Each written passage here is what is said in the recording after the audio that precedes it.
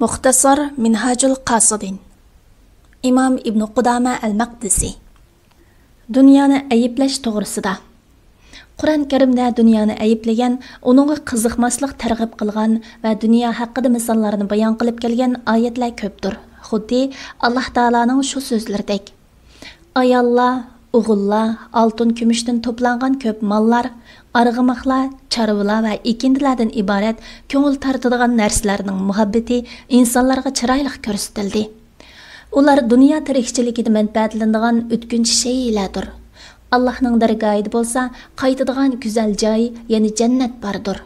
Shuning uchun boshqa emas, jannatga qiziqish kerak. Hayoti dunyoning misoli tez o'zgarishi, ne'matlarning o'tkinchi bo'lishi, kishilarning uning bilan mag'rur bo'lishi jihatdan biz osmondan tushirgan yomg'ir suyuk o'xshaydiki, uning bilan zaminning insonlar, hayvonlar yeydigan turli o'simliklari unib chiqib, bir-biri bilan giralashib ketgan. Hatto zamin go'zal tusga kirgan, chiroyli yasangan zamin egalari uningdan mo'l-so'l ilishga jazm qilib turgan chaqda nagahan kechisi yoki kunduzi uningga qazoyimiz yetdida ziroatlarni tunugun, ya'ni ilgari yo'qdek butunlay o'rib tashlangandek qilib, ya'ni nobud qilib yo'q qildik. Fikri yurgizadigan qavm uchun oyatlarni mushundaq tafsiliy bayon qilamiz. Bilinglarki, dunyo tirikchiligi uyundan kishini oxiratda g'aflatga qoldiradigan mashg'ulotdan, zibu-zinnatdan, o'zaro cho'ngchilikdan, pul-mol, farzand ko'paytib faxrlanishdan iboratdir. Va ayni bir qatim yig'ish bilan o'stirgan o'simligi dehqonlarni xursand qilgan yomg'irga o'xshaydi. Andan o o'simlik qurib qoladi, uning sarg'ayib qolganligini ko'rsan, andan o yanchilgan cho'pga aylanadi. Oxiratda kuffarlar uchun qattiq azob bor, yaxshi bandalar uchun Allohning mag'firati va roziligi bor. Dunyo tirikchiligi faqat g'ofil odam aldindigan bahramon bo'lishdir. Yuqorqilarning ba'zisini oltindan qilib beratdik, ularning hammasi faqat dunyo tirikchiligida foydalanadigan narsalardir. Parvardigoringning huzuridagi oxirat, ya'ni jannat va uningdagi nozu ne'matlar taqvodorlarga xosdir. Bizning zikrimizdan, ya'ni iymon bilan Qur'ondan bosh tortgan, faqat dunyo tirikchiligini ko'zlaganlardan yuz o'rigin. Ularning ilmdan yetgan yeri ana shu. Hadislarga kelsak, Sayyinda Mustavrid ibn Shaddad radhiyallohu anhuning rivoyatida payg'ambar sallallohu alayhi va sallam mundaq degan: Dunyo oxiratga nisbatan biringlar mavu ko'rsatkich barmoqini dengizga tiqqanga o'xshaydi. Barmoq bilan nim bilan qaytidi qarab baqsin. Yana bir hadisda payg'ambar sallallohu alayhi va sallam dunyo kofirning jannati, mu'minning zindonidir degan. Navoda dunyo Alloh taolaning nazarida pashining qanatiga barobar bo'lsa edi, kofirni uningdan bir yutum suda sug'armagan bo'ladi. Dunyo mal'undir, Alloh uchun bo'lgan narsalardan boshqa ichidagilarmi mal'undir. Abu Musa radhiyallohu anhu rivoyat qiladi-ki, payg'ambar sallallohu alayhi va sallam kimki dunyoni yaxshi ko'rsa, oxiratiga ziyon soladi. Kimki oxiratini yaxshi ko'rsa, dunyoliqqa ziyon soladi. Shunga boqiy qoldiganni faniydan a'lo bilinglar degan. Hasan al-Basri Umar ibn Abdul Azizga dunyoni so'kib uzun bir parcha xat yozgan. U xatda maqsadga kelsak, dunyo abadiylik yurti emas, balki o'tang yurtdir. Adam alayhissalom dunyoga jazolanish uchun tushirilgan edi. Ey Amirul Mu'minin, dunyodan hazar qilg'in, dunyodagi iling'usi uzuq dal uni tark etishdir. Dunyoning boyligi uning namratligidir. Dunyoni aziz bilgan kishini dunyo xor qilur. Mal to'plagan kishini dunyo kambag'al qilur. Dunyo misoli zahardir, bilmagan kishi uni yutur, bu uning o'limi demakdir. Bu holda bu aldamchi, xiyonatchi, go'llug'uchi yurtdan ehtiyot qilg'il. Dunyodagi eng suyumli narsang sening eng ehtiyot qiladigan narsang bo'lsin. Dunyo quvonchi, xushalliqi qayg'u bilan, suzukligi dug' bilan aralashtirilgandir. Mubada yaratquchi egam dunyodan xabar bermagan, dunyo barida misollarni bayon qilmagan bo'lsa edi, dunyoning o'zi uxlug'uchini uyg'otgan, g'ofil kishini ogohlantirgan bo'ladi. Vaholanki Haq Taala dunyodan ogohlantiruvchi, nasihat qiluvchi oyatlar nozil qilgan tursa, dunyo qandoqmi uyqudagi g'ofillarni uyg'otmasin. Dunyoning Alloh Taolaning nazarida hech qanday qiymati yo'qdir. Shunga Rabb Taala dunyoni yaratgandan boshlab uningga e'tibor nazarida qarab boqmagandir. Dunyoning jimi oshqushlari va xazinalari Nabi Muhammad sallallohu alayhi va sallamga tanglangan edi. Halbuki dunyo payg'ambar sallallohu alayhi va sallamning bo'lganda edi, uning Alloh taolaning nazaridagi martabasi bir pashining qanitishilik kamlab qolmaydi. Shundaq turibmi payg'ambar sallallohu alayhi va sallam uni qabul qilishdan bosh tortdi. Chunki Alloh amri qarshi chiqishni makruh bildi. Yaratquchi yomon ko'rgan narsani yaxshi ko'rishni xohlamadi yoki podshoyi past qilgan narsani ustun qilishni istamadi. U shundaq bir dunyodirki, Alloh taolo sinoq uchun solih qullaridan ayab, aldash uchun dushmanlariga bo'lishig berdi. Dunyo bilan mag'rurlangan va dunyoga ega bo'lg'uchi o'zini dunyo bilan ikrom qilingan deb o'ylamdi. U kishi Muhammad sallallohu alayhi va sallam ochliqdan qurusiq tashlarni tangan chaqda Allohning nima qilganligini unutumdi. Allah bilan qasamki, bandalardan mol dunyo o'ziga eshib tashquchi berilgan bo'lsin-yu, buning o'zi uchun tuzaq bo'lishidan qo'rqmagan kishi aqli kamtuk, nazari ojiz kishidir. Bir mol dunyo berilmaganda, buning uchun bir sinoq ishkanligiga ishonmagan kishiningmi aqli nuqson, nazar doirasi tordir. Shundaqla mol dunyo berilmaganda, buning uchun bir xayr ishkanligiga ishonmagan kishimi kam aql va qalb ko'zi xira kishidir. Malik ibn Dinar rahimahullah mundaq degan: Sihirgar dunyodan saqlaninglar, chunki u olimlarning qalblarini sihirband qilib o'talaydi. Dunyo haqida aytilgan o'xshatishlardan biri Yunus ibn Ubaydning muno so'zidir. Men dunyoni go'yo uxlayotgan bir kishiga o'xshatdim. Kishi tushida yaxshi ko'radigan narsalarni yaxshi ko'rmaydigan narsalarni ko'rdi va shu holatida tuyuqsiz uyg'onib ketadi. Bu qatorliq so'zlardan yana biri kishilar uyquda o'lganda uyg'onadi. Yana ular o'lgan hamon uyg'onadi va qo'llarida dunyoda tayangan va xushal bo'lgan hech nimasi bo'lmaydi. Rivoyat qilinurki, Isa alayhissalom dunyoni tishlari tushib ketgan bir qiyri mo'may suratida ko'rdi. Uning ustida har turli sunnat bor edi. Isa alayhissalom dunyoga qancha qatim to'y qildingiz degan edi. Dunyo sanab bo'lolmayman dedi. İsa alayhissalom hammasi sizdan burun o'lib ketdimi yoki hammasi sizni taloq qildimi? Balki men hammasini o'ltirdim. Hayot qilgan erlaringizning sho'ri qursin. Ular qandaqmi ketgan erlaringizdan ibrat olmagandi? Siz ularni bir-birlab halok qiladigan tursangiz, ular qandaqmi sizdan ehtiyot qilmagandi? Ibn Abbas raziyallohu anhuning mundaq deganligi rivoyat qilindi. Dünya qiyomat kuni oqchashliq, ko'zi ko'k, to'nkaychish, badbashira qiyri bir kampir sifatida keltirildi va xaloyiq oldiga chiqarilib ularga buni tunumsizlar deyiladi. Ular buni tunishdan Alloh taologa sig'inib panoh tilaymiz deydi. Ondan bu dunyodirki, sizlar shuni deb jidallashgan edinglar. Shuni deb sil-rahimni uzgan edinglar. Shuni deb hasad qilishgan, dushmanlashgan va aldingan edinglar deyiladi va dunyo do'zaxga tashlandi. Shu chaqda dunyo: "Ey Parvardigorim, mening agashkuchilarim va do'stlarim qani?" deydi. Alloh taolo: "Ey dunyoning agashkuchilari va do'stlari, qani sizlarmi uningga qo'shilinglar?" deydi.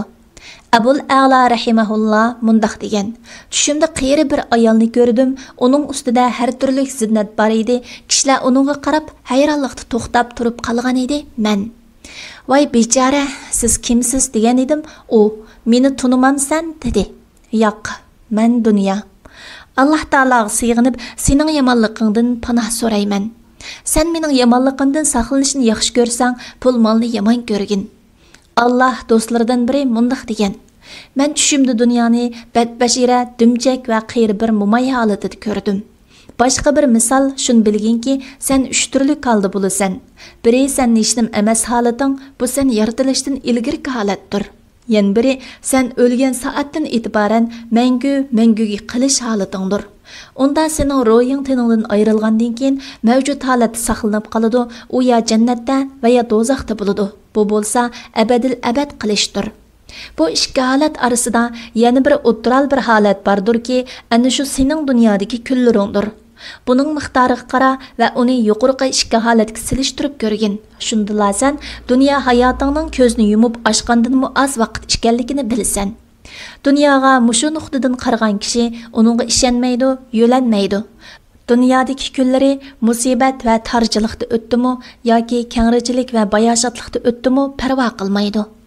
Shuning uchun payg'ambar sallallohu alayhi vasallam kesak ustiga kesak, qumush ustiga qumush qo'ygan emas va mening dunyo bilan nima ishim, mening ahvolim bilan dunyoning ahvoli xuddi bir tub daraxt ostida kirib saydigandan keyin daraxtni tashlab yo'lini davomlashtiradigan yo'lovchining ahvoliga o'xshaydi xolos degan. İsa alayhissalom dunyo bir ko'rikdir, uningdan o'tinglar, lekin uni gullandirmanglar degan.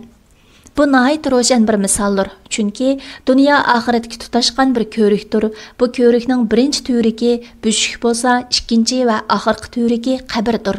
Kishilarning ba'zisi ko'rikning yarimiga kelguncha, ba'zilari 3dan 1gacha, ba'zilar 3dan 2sigacha va ba'zilar ko'rikning oxiriga kelguncha g'afildir. Qandaq bo'lishidan qat'iy nazar, hamon shu ko'rikdan o'tishga majbur. Tez-tez o'tib ketib etibmi, ko'rik ustiga uy qurish, yasash, bizash va zinnatlash uchiga chiqqan nadonlik va ahmoqlikdir. Debdilarki, dunyo talab qilg'uchi va ayni dengiz suyini ichguchiga o'xshaydi. Ichgan sari ussuzlikqa oshidi, ussigan sari ichidi, hatto ichgan suyi uni o'ltirdi. Salaflardan biri do'stlarga, "Jiringlar, men sizlarga dunyoni ko'rsatib qo'yay" deydi va ularni dövlab qo'yilgan gandi yeniq ilib baratdi va "Ayyuhannas, xaloyiqning mevchi va to'xo to'shqanlariga, hasal qaymoq va seriq maylariga qaranglar. Nimaga aylangan ha?" deydi.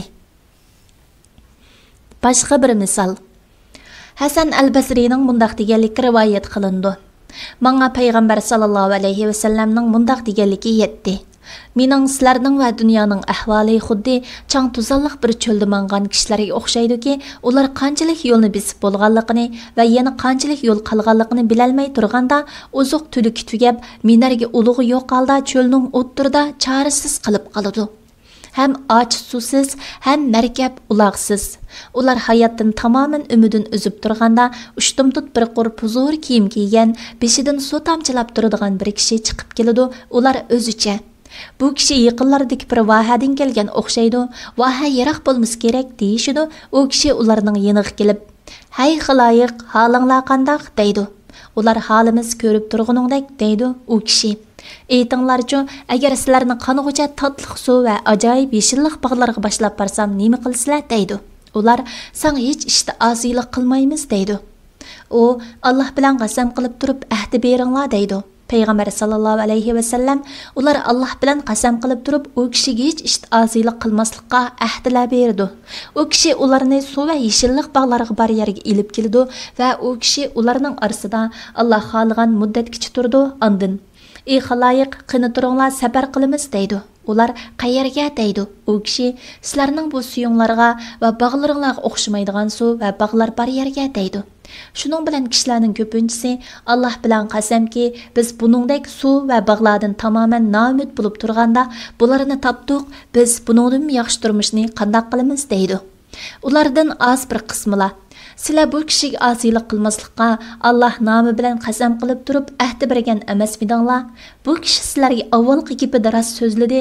Alloh bilan qasamki, bu so'zidimi rostchildir" deydi. Ondan u kishi o'ziga ergashgan kishilar bilan ketadi. Qolganlar shu yerda qilib qoladi. Ondan dushman kelib, ularga hujum qilib, ularning bir qismi o'ladi va bir qismi asirga tushadi.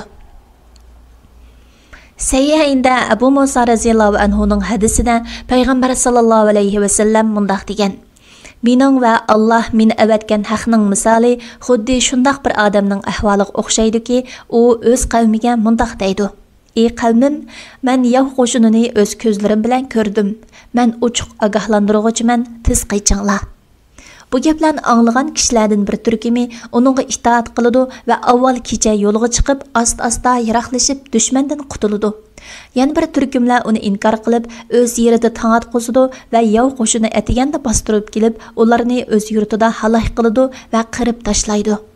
Mana bu menga itoat qilgan va men ilib kelgan haqqa ergashganlar bilan menga osiylik qilgan va men ilib kelgan haqni inkor qilganlarning misolidir.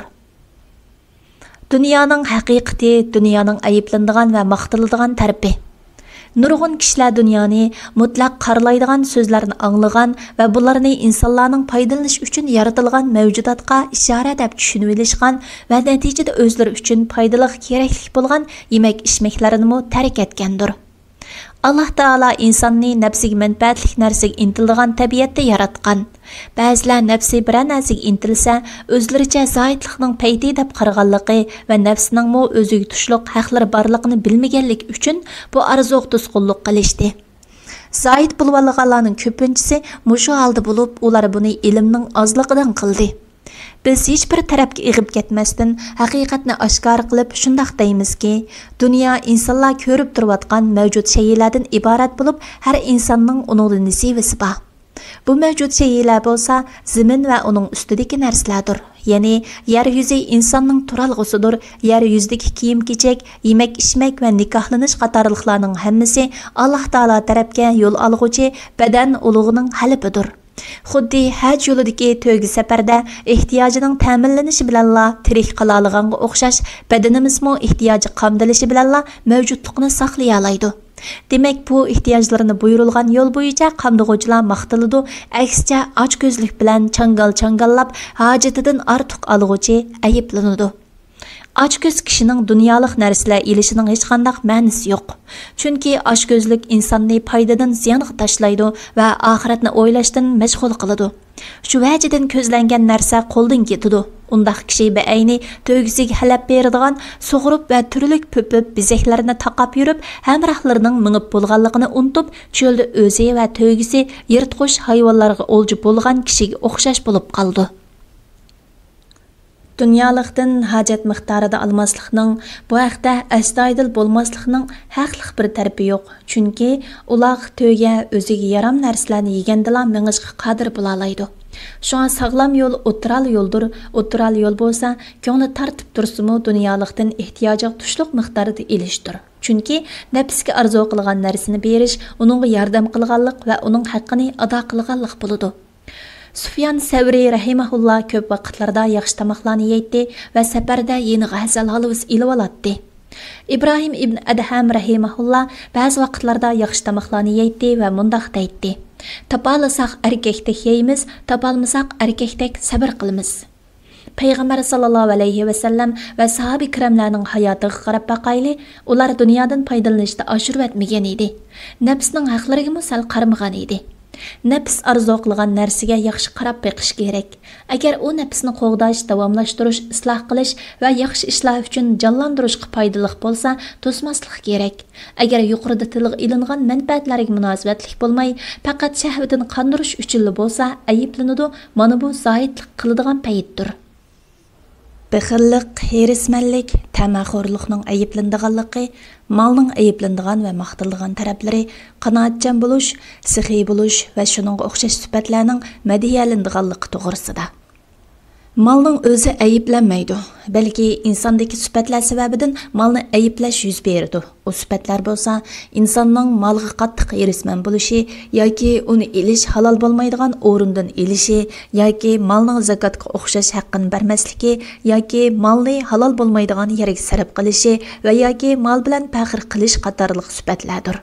Shuning uchun Alloh taolo mundaq degan: "Sizlarning mollaringlar, balalaringlar sizlarga Alloh tarafidan bir turli sinoqdir. Allohning dargohida katta savob bor."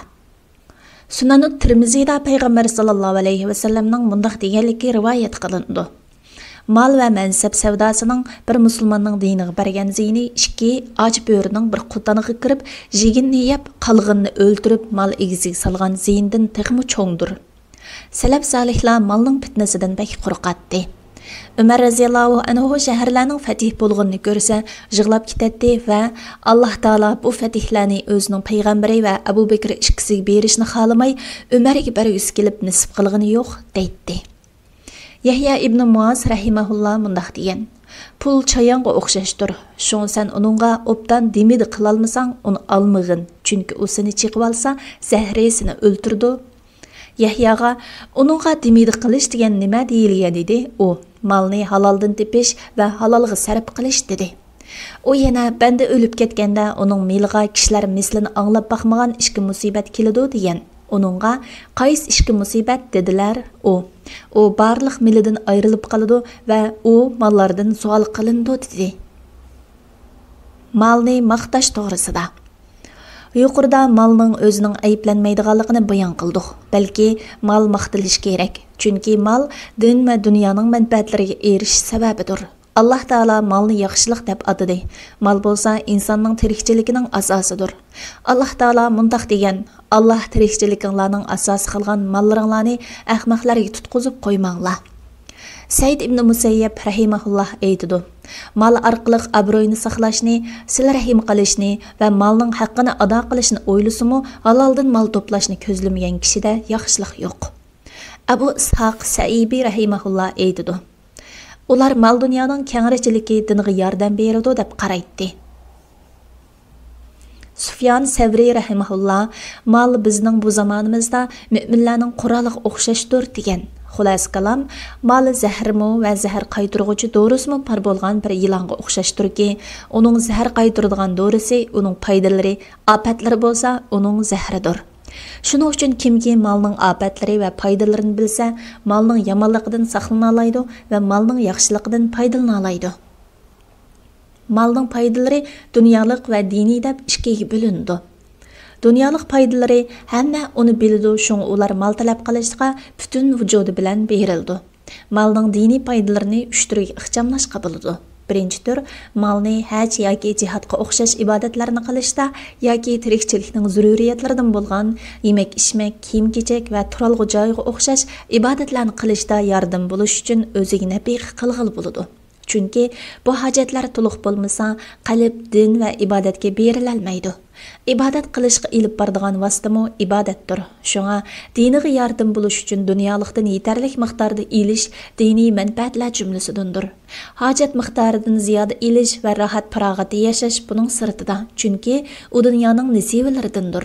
Ikkinchi tur kishilarga sarf qilinadigan mol bo'lib, u 4 qism bo'ladi.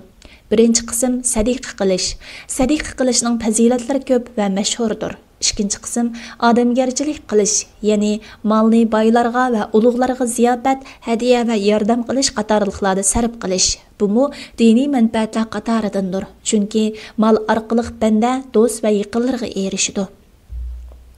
Üçüncü qism shoirlarning hajvi qilishi, ahmoqlarning ayblashini dafi qilish va ularning tilini to'xtatish, yomonlikdan saqlanish qatorliqlar uchun mal sarf qilib, yuz obro'yini qo'g'dig'ili bo'ladi. Bumu diniy manfaatlardan biridir. Chunki payg'ambar sallallohu alayhi va sallam bir odam bir narsa bilan yuz obro'yini qo'g'disa, u narsa sadiqa o'rnida bo'ladi degan. Chunki mal g'ayvat qilg'uvchini g'ayvat qilish gunohidan to'sadi. Shariat chegarasidan o'tib, intiqom ilishga sabab bo'lgan dushmanlashishdan saqlab qoladi. 4-qism boshqalarni xizmatga silganligiga shaq berish. Inson o'rindashga muhtoj bo'lgan ishlarni haydi ko'pdir. Agar u ishlarni o'z qilman desa, vaqtlari zoyi bo'ladi va oxirat yo'liq mang'uvchilarning eng yuksak maqomi bo'lgan zikr aytish va tafakkur qilish bilan oxirat yo'lida mingishi qiyin bo'ldi. Million odam o'z ishini o'zi qilishga majburdir. Shunga boshqalar qila oladigan va boshqalarning qilishi bilan sening maqsading hosil bo'lishi mumkin bo'lgan har qanday ish uchun mashg'ul bo'lishing ziyondir. Chunki sen boshqalar qila olmaydigan ilm, amal, zikr va tafakkur bilan mashg'ul bo'lishga u ishlarga qaraganda bekrak muhtojsan. 3-tur inson muayyan bir narsaga sarf qilmagan, lekin masjidlarni, ko'riklarni, mangulik vaqflarni bino qilishga o'xshash umumiy yaxshilikqa erishtiradigan mol. Mana bular tilash xorliqidan, namratlik zabunligidan qutulish, maxluqotlar orasida aziz bo'lish, kishilarning qalblarida hurmatlik va qimmatlik bo'lish qatorliq naq nasibalardan boshqa molning bir qism diniy foydalaridir. Malning yomonlik va ofatlariga kelsak, umu dunyolik va diniy ofatlar deb 2 qismga bo'linadi. Malning diniy ofatlari 3 qismdir. Birinchi, mal ko'pincha holda gunoh ma'siyatlarga ilib boradi. Chunki o'zida gunoh ma'siyat qilishga kuch-quvvat sezgan kishi uningga moyil bo'ladi. Mal bo'lsa gunoh ma'siyat qilishga harakatlantiradigan bir turlik kuchdir. Inson gunoh ma'siyat qilishdan umidsizlanganda, uningdagi gunoh ma'siyatga bo'lgan moyillik qo'zg'almaydi. Gunoh ma'siyatni ham topolmaydi, chunki kuch-quvvat egisi agar ko'ngli tortgan narsani qilaversa halok bo'ladi. Agar kuch-quvvati bor turib ko'ngli tortgan narsani qilmay sabr qilsa, sabr imtihoniga uchraydi. Kengrichilikning fitnasi tarchilikning fitnasidan yomondir. Ikkinchi, mal insonni mubah narsalar bilan bayashat yashashga ilib bordi. Hatto bayashat turmush kishiga odat va ulfat bo'lib qoldi. Shuning bilan bayashat yashamasa sabr qila olmaydi. Ba'zida shubhali kasb bilan shug'ullanish orqali bayashat yashashga qodir bo'ladi va shubha ishlarga o'zini otadi. Ondan bu xushomat qilish va ikki yuzlimlikdek ofatlarga taraqqiy qiladi. Chunki mili ko'p bo'lgan kishilarga orilishadi, kishilarga aralashgan kishi ikki yuzlimlik, adovat, hasad va g'iybat qilishlardan saqlana olmaydi. Bularning hammasi molni ko'paytirishga hojat bo'lganlikdan bo'ladi. Üçüncü, hech qanday kishi saqlana olmaydigan ofat molning insonni Allohning zikridan mashg'ul qilishidir. Bu saqaytishib qiyin bo'lgan bir kasaldir. Chunki ibodatlarning asli manbasi Alloh taoloni zikr qilish, Alloh taoloning ulug'ligi va kattaligi haqida tafakkur qilishdir. Zikr qilish va tafakkur qilish farig' bir qalbni talab qiladi. Etizliq bar kishi dehqonlarga adovat tutish, ulardan hisob elish va ularning xiyonat qilishidan kech-kunduz dargumon bo'ladi. Qo'shinlar bilan chegara va sutalish bilan band bo'ladi. Sultonning yordamchilari bo'lsa, yer biji zaminni gullantirishda kamchilik o'tkazganlarga tadbir qo'llanish haqida tafakkur qiladi. Tijorat qilgan kishi kech-kunduz sherikining xiyonati, xizmatini bexasligi va sherikining molni zoyi qilib o'tish haqida tafakkur qiladi. Boshqa mol turlarimi mushundaq bo'lib, hatto mol to'plab yiqqan kishi molni qanday saqlash va molning yo'qolib ketishidan qo'rqib oldin olish haqida tafakkur qiladi. Bir kishining kunligiga kunlik yetkudek uzuq bo'lsa, bu ofatlarning hammasidan salomat qiladi. Bular mol egalarining dunyoda tortadigan andisha, g'am, qayg'u va charchashlardan boshqa ofatlaridir. Shundaq bo'lgan ekan, molning zahrini qaytaruvchi unumli dori bo'lsa, hojat miqdorida uzuq elish, ortiqni yaxshi ishlarga sarf qilishdir. Buningdan ortiqi zahar va ofatdir. Yerismanlik va tamaxurlikning ayiblanadiganligi, qanoat qilish va boshqalarning qo'llaridagi narsalardan umidini uzishning maqtaldiganligi to'g'risida. Shuni bilginki, namratlik maqtalg'uchidir, lekin namrat kishi insonlardan tamas o'zilgan, ularning qo'llaridagi narsalarga qarmaydigan va qanday yo'l bilan bo'lsin, molni qo'liga keltirishga yerisman bo'lmaydigan qanoatchan bo'lish kerak. Bu faqat surur bo'lgan yemak-ichmak va kiyim-kechak bilan qanoat qilish orqali mumkindir. Sahih Muslimda Abdullah ibn Amr ibn As raziyallohu anhu rivoyat qiladi-ki, payg'ambar sallallohu alayhi va sallam mundaq degan: iymon etgan, yetkudek rizq berilgan va Alloh taolaning berganlariga qanoat qilgan kishi murodiga yetgan kishidir. Davud alayhissalomning o'g'li Sulaymon alayhissalom deydi: biz turmushning bayashati bo'lsin, qattiq quruqi bo'lsin, hammasini yashab baqdik. Ondan eng tuvan turmushning yetarli ekanligini his qildik.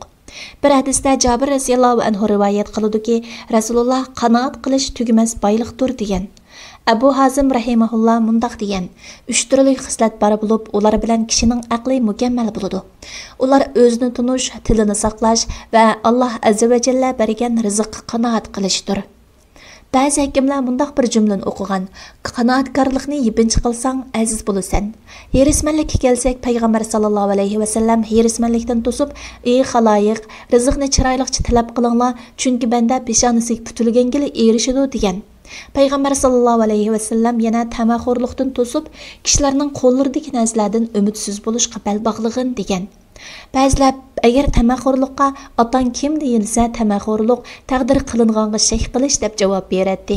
Agar uningga nimaga erishsan deyilsa, xorliqqa deb javob beradi. Uningga maqsading nima deyilsa, mahrum qilish deb javob beradi degan. Deyildiki, tamaxurlik amrnimi xor qilur, birovning qo'lidagi narsadan umidvor bo'lmaslik namratnimi aziz qilur. Yerismanlik va tamaxurlikning shifosi hamda qanoatchanlik sufatiga erishtiradigan dori to'g'risida. Shuni bilginki, bu dora sabr qilish, ilm va amaldan iborat 3 asosdan birikkandir. Bularning yig'indisi 5 turlikdir. Birinchi, tirikchilik va nabiq qilishda o'ttiral bo'lish. Qanoatchan bo'lay deguchi, imkon bar o'zida qanoatchanlikni yo'qotadigan omillardan qochishi va nafsini bo'lmaydigan zarur narsalarga yuzlantirish kerak. Har qanday tomoq, ozg'ina, tetitqu va bir qur usti boshqa qanoat qilishi va o'zini buningga odatlantirish kerak. Agar bola chaqalar bo'lsa, ularni bir-biridan bu miqdorga ko'ndirishi lozim. Allohning rasuli tejashlik bo'lgan kishi muhtoj bo'lib qolmaydi degan. Yana bir hadisda yaxshi o'rinlashtirish turmushning yerimidir degan. Boshqa bir hadisda payg'ambar sallallohu alayhi va sallam mundaq degan: 3 turlik ish azobdan qutqizg'uchidir. Oshkora va maxfiy holatda Allohdan qo'rqish, yo'qsullikda ham bayoshatlikda tejashlik bo'lish, rozi yoki norozi bo'lgan har qanday chog'da adil bo'lish qatorliqlar. Ikkinchi, kishida yetgudak miqdorda naq narsa bo'lsa, kelajak uchun bearam bo'lmasligi kerak. Arzu istakni chig'liq qilish va rizqining cho'qim keladiganligiga ishonish buningga yordam beradi. Kishi shaytonning insonni namratlikdan qo'rqitadiganligini bilsin. Ibn Mas'ud radhiyallohu anhu rivoyat qiludiki, payg'ambar sallallohu alayhi va sallam mundaq degan: Haqiqatan Jibril alayhisalom yuragimga bir jon egisi rizqini va yashash muddatini to'liqlamay turib o'lmaydiganligini sufladi.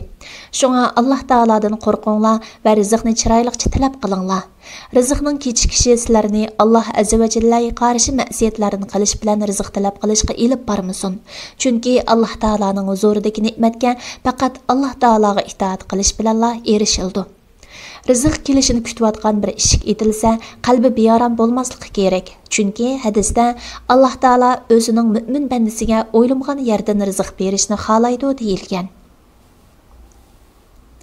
Allah Taala kimki Allah'tan qo'rqsa, Allah uningga chiqish yo'l ato qildi. Uningga o'ylamgan yerdan rizq beradi degan. 3-chi, qanoatchan bo'lganda boshqalardan behojat bo'lib aziz bo'lganligini, tamaxurlik va hayrismanlikda boshqalar oldida xor bo'lganligini bilish. Qanoatchan kishiga oxirat savob hosil bo'lish bilan birga u shubhalardan va ortiqcha narsalardan xoli bo'ldi. Kimki nafsining azizligini shahvatidan ortiq bilmasa, undaq kishi aqli ojiz, iymoni kamchil kishidir. 4-chi, kishi Yahudi, Nasaralarning va kishilar ichidagi past ahmoqlarning bayoshat yashaganlik haqida ko'p tafakkur qilishi, ondan payg'ambarlar, avliyolar, solihlarning ahvollariga qarashi, ular haqidagi so'zlarni anglashi va ahvollarini bilishi, o'ziga berilgan oz rizq, sabr va qanoat qilish oson bo'lish uchun Alloh taolaning nazarida maxluqotning eng yaxshisi bo'lgan kishilarga o'xshash yashash yoki olamlar ichidagi eng past kishilarga o'xshash yashash orasida aqlini o'z arki qo'yish kerak, ya'ni tanlash ilib berish lozim. Agar u yep-ichish bilan bayoshat yashmoqchi bo'lsa, hayvon uningdan ko'payadi. Agar jinsiy munosabat qilish orqali huzurlanmoqchi bo'lsa, xo'roz uningdan ko'p juplashadi. 5-chi, biz molning ofatlarida tilga ilib o'tgandek, mol yig'ishdagi xatarlarni tushunish, namratlikning savobiga qarash kerak.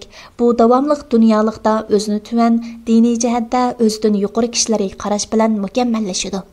Shuningdek, Muslimning rivoyatidagi bir hadisda payg'ambar sallallohu alayhi va sallam pul-mol va yaratilish jihatda o'zinglardan tuvan kishilarga qaranglar. Sizlardan yuqori kishilarga qarmanglar, shunday qilish Allohning bergan ne'matini tuvan ko'rmaslikinglarga foydali degan. Ishning asosi bo'lsa, sabr qilish va arzu-havasni chag'liq qilish va o'zining doimlik ne'matga erishish oldida dunyoda ozg'in kunlar sabr qilayotganligini bilishdir. Bu holatda u kishi kesilidan shifo topishni umid qilib, dorining ochiqligiga sabr qiladigan bemorga o'xshash bo'ladi. Sihiylikning fazilati. Tilga ilib o'tganimizdagidek, mili yo'q kishining qanoatchan bo'lishi, mili bor kishi bo'lsa, sihiylik qilishi, boshqalarning manfaatini ortiq bilishi va yaxshilik qilishi lozimdir. Chunki sihiylik payg'ambarlarning axloqidir. U ham nijotlik asoslardan bir asosdir. Jabir radhiyallohu anhudan rivoyat qilindiki, payg'ambar sallallohu alayhi va sallam mundaq degan: Jibril alayhisalomning aytishicha, Alloh azza va jalla mundaq deydi: Islom bo'lsa, o'zimga rozi bo'lib tanlagan dindir. Islom dinini sihiylik va go'zal axloq isloh qiladi. Shunga islom diniga hamroh bo'ladigansizlar, uni sihiylik va go'zal axloq bilan ikrom qilinglar. Yana bir hadisda Ibn Abbas radhiyallohu anhudan rivoyat qilindiki, payg'ambar sallallohu alayhi va sallam sihiy kishining gunohlaridan yuz o'ringlar, chunki u putlashib ketsa, Alloh uning qo'lidan tutib olguchidir degan. Ba'zi hadislarda jannat sihiylarning yurtidir, Allohning do'sti sihiylik uzri yaratiladi deyilgan. Anas radhiyallohu anhudan rivoyat qilindiki, payg'ambar sallallohu alayhi va sallam mundaq degan: Ümmetimning yaxshilari ibodat va ro'za tutish bilan jannatga kirmagandir. Balki nafsining sixiyligi, adovat tutmasligi va musulmonlarga samimiy bo'lish sababli jannatga kirgandir. Yana bir hadisda doimo yaxshilik qilinglar, chunki u yomon o'limlardan saqlab qoladi deyilgan. İbn Sammak rahimahullah aytur, mil bilan qullarni setib oldigan, yaxshiligi bilan hurlarni setib olmaydigan kishiga ajablanaman.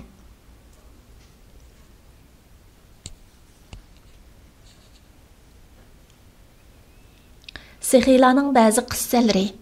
Sahih hadislarda mundaq kelgan. Payg'ambar sallallohu alayhi va sallam yaxshilik qilishda mayin shamoldan mubek sahih edi. Payg'ambar sallallohu alayhi va sallamdan bir narsa so'ralsa, uningga yo'q deb baxmagan edi. Bir odam payg'ambar sallallohu alayhi va sallamdan talab qilgan edi, u zot uningga bir jilg'i to'shqidek qo'yni beribdi. Ondan u kishi qavmiga kelib, "Ey qavmim, musulmon bo'linglar, haqiqatan Muhammad namratlikdan qo'rqmaydigan kishining berginidek beradigan" dedi. Rivoyatda deyildiki, Osman raziyallohu anhuning Talha raziyallohu anhuda 50 ming tenge elishi bor edi. Osman masjidga chiqdi, Talha uningga "Mening tayyor bo'ldi, uni ilib olgin" degan edi. Osman uningga "Ey Abu Muhammad, o mal sening bo'lsin, sening odamgarchiligingga yordam qilganim bo'lsin" dedi. Bir Arabi Abu Talha raziyallohu anhuning yeniga keldi, ondan uningdan bir narsa tilidi va o'zining uning bilan tuqqan ekanligini aytdi. Shuning bilan Abu Talha "Bu tuqqanchilik bilan sendan ilgari hech kim mendan bir narsa tilab baxmagan edi" dedi va uningga 300 ming tenge berdi. Urva raziyallohu anhu aytdi, "Men Aisha raziyallohu anhaning ko'ynikini yamab kiydigan turuqliq 70 ming tengini namratlarga tarqitib etganligini ko'rgan edim." Rivoyat qilindiki, Aisha raziyallohu anha bir kunda 800 ming tengini kishilar orasida tarqitib etdi. Kech bo'lganda xizmatchi qizga "Menga iftorliqimni ilib keling" degan edi. U qiz non bilan zaytun yog'i ilib keldi. Ondan Ummu Durra Aisha raziyallohu anhaga "Siz bugun taqsim qilgan pullardan bir tengiga biz iftor qilgudek go'sht setib ololmadingizmi?" degan edi. Aisha uningga "Agar esimga solgan bo'lsangiz setib olatdim" dedi. Abdullah ibn Amir Xolid ibn Uqbadin bozordagi qo'rosini 90 ming tengiga setib oldi. Kech bo'lganda Abdullah ibn Amir Xolidning uy ahlining yig'layotganligini angladi. Shuning bilan o'zining ahliga "Bular nimaga yig'layotdi?" degan edi. Ular qo'rosining setib etilganligiga yig'layotdi dedi. Shuning bilan Abdullah ibn Amir "Ey xizmatchi bola, ularning yeniga borgin, qo'ro va mulkining ularning ekanligini bildirib qo'ygin" dedi. Bir kishi Abdullahga "Tibib meni kala sut ichishga buyurgan edi, shuning sutini ichishim uchun bir kala avatgan bo'lsangiz" deb odam avatdi. Shuning bilan Abdullah uningga 700 kalani padichilar bilan avatdi va "Bu kalalar yaylaydigan ketmi sening bo'lsin" dedi.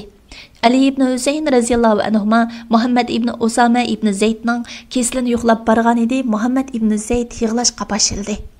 Ali ibn Husayn uningga "Nim bo'ldi" degan edi. U "Men boshqalarga qarzdor edim" dedi. "Qanchalik? 15 ming tilla yoki 10 ming tilla? Uni men to'layman." Bir kishi Mayinning yeniga kelib bir narsa tilgan edi. Mayin "Ey g'ulam, mening paloni ichish tugam va 1000 tillani ilib kel" dedi va tiliguvchiga ularni berdi. Halbuki Mayin u kishini tunimaydi. Bizga Mayin haqida yana mundaq bir rivoyat yetdi. Bir shoir bir mezgil Mayin bilan uchrashishni kutgan bo'lsa-mu, uning bilan uchrashishga muyassar bo'la olmabdi. Shuning bilan shoir Mayinning xizmatchilaridan biriga "Amir boqqa kirganda menga bildirib qo'ygin" debdi. Shunda qilib Amir boqqa kirganda xizmatchi uningga Mayinning boqqa kirganligini bildirib qo'yibdi. Ondan shoir bir yog'och ustiga bir beyit yezib, uni boqqa kiradigan suvga tashlab etibdi. Mayin yog'ochni ko'rib, uni qiliq apti va uningda mundaq yozilganligini o'qibdi. Mayinga hojitimni aytqaysiz, ey Mayinning sixiyliqi. Mayinga hol aytishda sizdan boshqa shafoatchim yo'q. Mayin "Bu beyitning sohibi kim?" debdi va shoirni chaqirtibdi. Ondan uningga "Qandoq degan eding?" degan ekan, u shoir Mayinga beyitni o'qib beribdi. Shuning bilan Mayin uningga 10 ming tengidan silingan 10 hamyonni beribdi. Shoir uni apti. Amir bo'lsa yog'ochni o'zining bisotining ostiga qo'yib o'yibdi. Ikkinchi kuni Mayin yog'ochni bisotining ostidan chiqarib, uningdagi beyitni o'qibdi va shoirni chaqirib, uningga yana 100 ming tengi beribdi. Shoir bu pulni olgandan keyin Mayinning qayt odam avatib, pulni qaytarib olishidan qo'rqib, u yerdan chiqib ketibdi. 3-kuni Mayin beyitni qayta o'qibdi va shoirni chaqirtibdi. Lekin shoir tepilmabdi. Ondan Mayin "Men uningga xazinamni tengi tilla qalmag'ucha mol bersam haqliqdir" debdi. Qays ibn Said ibn Ubada kasal bo'lib qoladi, lekin do'stlari uni yo'qlashda hayal qiladi. Shuning bilan uningga "Ular sizga qarz bo'lganlik uchun sizni yo'qlashdan hayo qildi ekan" deydilar. O do'stlarning ziyorat qilishidan to'sib qo'ydigan malni Alloh xor qilaversin deydi va bir jakarch abatib qaysi qarzi bor kishilardan qaysi rozi qarzni olmaydi deydi. Ondan qaysini yo'qlab kelgan kishilarning ko'pligidan kashf bo'lguncha uning qizitmisimi tushidi. Bir odam Said ibn Az raziyallohu anhuning yeniga kelib so'raydi. Said uningga 100 ming tenge buyurib berdi. U odam yig'lab ketdi. Said uningdan nimaga yig'ilding deb so'raganda, u sang o'xshash kishini zaminning yeydiganligiga yig'layman deydi. Shuning bilan Said uningga yana 100 ming tenge buyurib berdi. Baxillik va uning ayblanganligi to'g'risida Abu Said raziyallohu anhudan rivoyat qilindiki, payg'ambar sallallohu alayhi va sallam baxillik va badaxloqlikdan iborat ikki xislat mu'minda jam bo'lmaydi degan. Payg'ambar sallallohu alayhi va sallam yana mundaq degan: bir bandaning qalbida baxillik va iymon mangu jam bo'lmaydi. Imom Muslim payg'ambar sallallohu alayhi va sallamning mundaq duo qildiganligini rivoyat qilgan: "Ey Alloh, senga sig'inib qo'rqinchaqlik va baxillikdan panoh tilayman." Jabir raziyallohu anhu rivoyat qilib aytdi, payg'ambar sallallohu alayhi va sallam jamoatiga: "Sizlarning xo'janglar kim?" degan edi. U: "Xo'jimiz Jaddu ibn Qays, biz uni bexil deymiz" dedi. Allah Rasuli sallallohu alayhi va sallam: "Bexillikdanmi yomon illat bormi? Xo'janglar Bishir ibn Bara ibn Ma'rur bo'lsin" dedi. Bu Amr ibn Jamuh degan rivoyatda sayyoraqdir. Ba'zi raviylar Bara ibn Ma'rur deb xatolashgan. Bara hijratdan burun vafot bo'lgandir. Payg'ambar sallallohu alayhi va sallam yana mundaq degan: "Halokatga tashlag'uvchi 3 turli qilmish bor. Bular itoat qilinadigan bexillik, havo havasga berilish va har kim o'zini qaltis chaqlash qatorliqlar." Xattabi rahimahulloh mundaq degan: "Ash-shuh ya'ni qattiq bexillik pixsiqlikdan bekkarak cheklanadi." Salman al-Farisi raziyallohu anhu mundaq degan: "Sixiy kishi o'lib ketsa, zamin va muakkal farishtalar. Parvardigorimiz bandaning dunyoda qilgan xatoliklarini sixiyliqi yuzdan afu qilgin" deydi. Bexil kishi o'lib ketsa, "Ey Alloh, bu banda dunyoda sen uningga ato qilgan narsalarni bandalaringdan oyig'iningdek, uningdan jannatingni oyig'in" deydi. Hakimlardan biri kimki bexil bo'lsa, uning milini dushmani meros oladi degan. Bir Arabiy bir odam haqida u dunyoni cho'ng ko'rganlik uchun mening nazarimda kichikdir degan. Bir Arabiy bir qavmni ayblab, ular yaxshilik qilishda ro'za tutadigan, yomon ishlarda eg'iz ochadigan kishilardir degan ekan. Bexillarning ba'zi qissalari rivoyat qilindiki, Ibn Abbas raziyallohu anhu mundaq degan: "Hajib arab katalaridan biri bo'lib, bexil edi. Kechada o'tmi yoqmaydi, sababi ko'z ko'radigan bir odamning o'tni ko'rib qilib, uning yo'riqidan foydalanishni xohlamaydi. Kechada o't yoqishga majbur bo'lib qilib o't yoqqan bo'lsa, yo'riqlik talab qilgan bir odamni ko'rgan zaman darhol o'tni o'chirib etadi." Darlaki, Marwan ibn Abi Hafsa eng bexil kishilardan edi. O xalifa Mahdining yeniga bormoqchi bo'lib uydan chiqdi. Ayoli uningga: "Agar qaytib kelsang, menga nima hadiya qilasan?" degan edi. U: "Agar menga 100 ming tenge berilib qolsa, senga 1 tenge beraman" dedi. Shuning bilan uningga 60 ming tenge berilgan edi. Ayoliga 4 dona berdi. Mili ko'p, boy, ammo bexil bir kishi bor edi. U hamma narsaga bek tafsili zan salatdi. U o'ziga kerakli narsalardan setib oldi va hammolni chaqirib: "Bu narsalarni necha pulga to'shib berasan?" degan edi. Hammal: "Bir habbaga" dedi. U arzonroq to'shib bergan degan edi. Hammal: "Bir habba degan bekla oz pul, nim deyishni bilolmadim" dedi. U bir habbaga bir tal sabzi setib olib, tang o'ltirib yeyli, shuningga ko'tarib opirib bergan dedi. Başqalarının mənfəətini əla bilishning fazilati və onun bayoni. Şunu bilgin ki, sixiylik və bexillikning bir neçə dərəcələr bardır. Sixiylikning eng yuqori dərəcəsi özü muhtaç turib, başqalarının mənfəətini əla bilishdir. Başqalarının mənfəətini əla bilish deganimiz özü muhtaç turib, başqalarga mal berishdir. Bexillikning eng yuqori dərəcəsi özü muhtaç turib, o'ziga mal sarf qilishdanmi bexillik qilishdir. Köpləgən bexillar barki, ular malni yerida saqlaydi, lekin kasal bo'lib qolsa davolanmaydi. Ko'ngli bir narsani tortidi, lekin bexilligi ko'ngli tortgan narsani yeyishdan cheklaydi. Muhtoj turib o'zining nafsiga bexillik qildigan kishi bilan o'zi muhtoj turib boshqalarning manfaatini a'lo bilgan kishi orasida nima degan zo'r farq bor? Axloqlar Allohning sovg'isi bo'lib, Alloh uni o'zi xohlagan bandalarga beradi. Özü muhtaç turib boshqalarning manfaatini a'lo bilishdanmi ustun saxiylik darajasi bo'lmaydi. Allah Taala Peygamber sallallahu aleyhi ve sellem'nin sahabelerinin özleri muhtaç durup başkalarının menfaatini a'lo bilgenligini maqtagan. Ular muhtaç turuqluq muhacirlarning menfaatini özlerining menfaatidan a'lo biladi, öz nafsining bexilliqidan saqlanganlar maqsadga erishguchilardir. Bu ayetning nazil bo'lish sababi sahaba Abu Talha radhiyallohu anhuning Payg'ambar sallallohu alayhi va sallamning mehmoniga o'zi va kichik bolalarning ozuqini berib, o mehmonning manfaatini a'lo bilgan mashhur qissadir. Yarmuk urushida Ikrima ibn Abi Jahl, Suhayl ibn Amr, Haris ibn Hisham va Mughira jamoatidan bir qism kishilar shahid qilindi. Ular yiqilib tushganda suv keltirilgan edi, suvni bir-biriga o'tinishib, hatto hech qaysi suv ichmay o'lib ketdi. Başta İkrime'ye su keltirildi, o Suhayl ibn Amr'ga qaradi va suni avval u içsin dedi. Suhayl ibn Amr bolsa Harisga qarab, suni avval uningga ber dedi. Hammasi suni yana bir qeyrindishiga o'tinib, oxirida hech qaysi su icholmay o'lib ketdi. Ularning yenidan Xolid ibn Valid radhiyallohu anhu o'tib ketib, "Sizlarga jinim fido bo'lsin" dedi. Sahabelerden bir kişiga bir qo'y kallasi hadiya qilingan edi, o ko'nglida. Buningga mening qeyrindishim bakrak ehtiyojliq deb, uni boshqa bir kishiga avatdi. U kishi uni yana bir kishiga avatdi, hatto o qo'y kallasi 7 oiladan o'tib, birinchi kishiga qaytib keldi.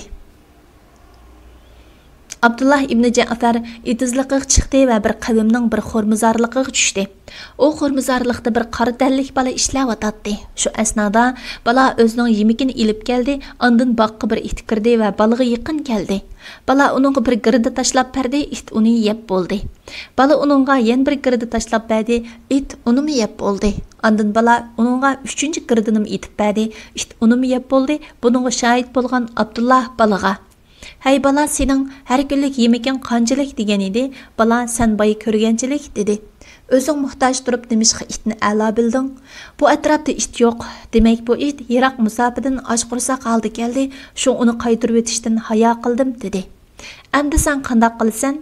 Bugun och qursoq o'timan" dedi. Ondan Abdullah ibn Ja'far ko'nglida "Sixiylik qilganimga malomatga uchraydim. Bu bala mendan sixiyroq ishgan" dedi va bag'dagi asboblarni va u qul balani setib oldi. Hamda uni ozod qilib, bag'ni uningga hadiya qildi. Kambag'allardan bir turkum kishilar bir yerga to'plandi. Ularning oldida hammasiga yetmaydigan ozroqli non bor edi. Ondan ular nonlarni parchildi, chirog'ni o'chirdi va nonni yeyishga o'ltirishdi. Lekin dasturxon yig'ilganda nonlar shu betil edi. Chunki ularning hammasi nonni hamrohlarim yesin deb hech biri uningdan yemagan edi. Fasl sixiylik va bexillikning chek-chegarasi va haqiqati.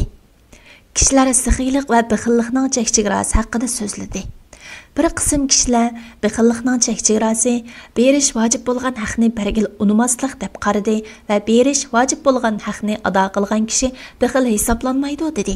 Bu tushundirish yetarlik emas.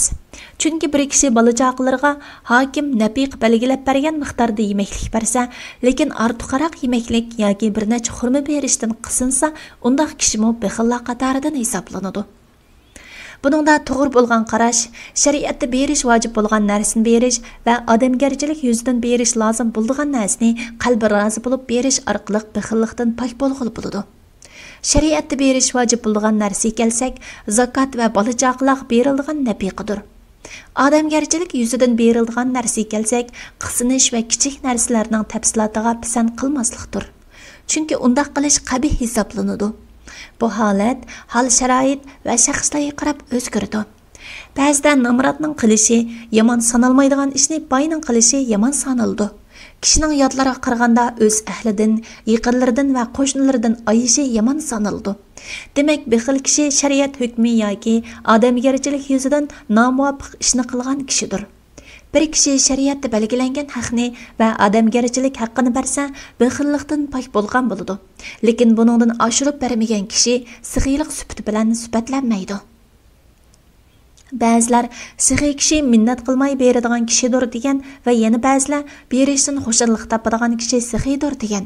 Bexillikning sifatiga kelsak, bilginki, molni yaxshi ko'rish bexillikning sababidir. Malni yaxshi ko'rishning ikki sababi bo'ladi. Birinchisi, uzun yashayman deb o'ylash bilan birga faqat mal bilan erishgil bo'lgan shahvatlarni yaxshi ko'rish. Chunki inson bir kundan keyin o'laman deb qarasa, bexillik qilmasligi mumkin. Yaqinda o'laman deb qarasimi, bolalar bor bo'lsa, bolalarni uzun yashayman degan umidning o'rnida qo'yib, bolalarni o'ylab bexillik qiladi. Ikkinchi, malning o'zini yaxshi ko'rish. Ba'zi kishilar borki, qo'lida qolgan umriga yetgudek mal bo'ladi. Agar normalda u shu mal bilan kifoyalansimi, uning nurg'un meli oshidi. Ba'zida bolasi yo'q qiyri kishining nafsi chiqarish vojib bo'lgan malni chiqarishga va o'ziga manfaat beradigan sadiqani berishga ruxsat qilmaydi. Agar o'lib ketsa, malni dushmanlar oldiganligini yoki ko'mib qo'ygan mal bo'lsa, u malning yo'qab ketadiganligini biladi. Shundaq turib, yana malning haqqini bermaydi. Malning o'zini yaxshi ko'rish kasalligi bo'lsa, davolag'il bo'lmaydigan bir kasaldir. Buning misoli, bir kishi bir shaxsni yaxshi ko'rsa, ondan u shaxsning elchisi kelsa, elchini yaxshi ko'rib, o'zining asli mahbubisi bo'lgan shaxsni unutsa va elchi bilan bo'lib ketsa, bu uchiga chiqqan gumrohlikdir. Chunki tillala hojatlarni ravo qiladigan elchidir. Tillaning o'zini yaxshi ko'rsa va asl hojatlarni unutsa, bu azg'unlikdir. Shun bilginki, har qanday kasallik uni keltirib chiqargan sababga qarshi dori bilan davolanadi. Shahvatparastlik, qanoatchanlik va sabr qilish bilan uzun umr ko'rmango deyish bo'lsa, o'limni ko'p aslash bilan davolanadi. Qalbning baliga qarshi bo'lsa, uni yaratgan zot uning bilan birga rizqini yaratgandir deb e'tiqod qilish bilan davolanadi. Mirosga erishgan kishining ahvoliga qaraganda, hech narsani miros ilib boqmagan kishining ahvoli yaxshiroq bo'lib qoladigan ahvol nihoyat ko'pdir. Shunga inson o'z bolasiga mol dunyo qo'yib ketib, Alloh taolaning huzuriga yomonlikni ilib berishdan ehtiyot qilsin. Agar bolasi solih bo'lsa, Alloh taolo uningga o'zi ega bo'ladi. Agar fosiq bo'lsa, bolasining gunoh qilishiga yordam bo'ladigan narsalarni qo'yib ketmasligi kerak. Balki quliqiga biz bayon qilib o'tgan bexillikning ayblanadiganligi va sexiylikning maqtiladiganligi haqidagi bayonlarni takror qo'yish kerak. Bilginki, dunyoda yaxshi ko'rgan narsalar qancha ko'p bo'lsa, uni yo'qotib qo'yish sababli musibatlarmi shuncha ko'p bo'ladi. Demak, bir kishi malning ofatlarini bilsa, uning bilan ulfatlashmaydi. Kimki dunyolikdan faqat hojat miqdorida olsa va shuni hojat uchun saqlasa, undaq kishi bexil hisoblanmaydi. To'g'risini Alloh eng yaxshi bilguchidir. Planlag'uvchi doktor Abdulaziz Rahmatullah. Tarjim qilguvchi Abdullah Abdulmajid. Nashr qilguvchi Sajiya Islom tadqiqot markazi. Muharriri doktor Abdulaziz Rahmatullah A9. Korrektor Abduvali Abliz Muhammad Barat. Layihalaguchi A Aqhun. 2024-yili 1-nashri 1-qatim basilishi. İstanbul. Nashr huquqi Sajiya Islom tadqiqot markaziga tava. Har qanday o'rin yoki shaxsning xohlagancha ko'paytib tarqatishiga ruxsat qilinmaydi.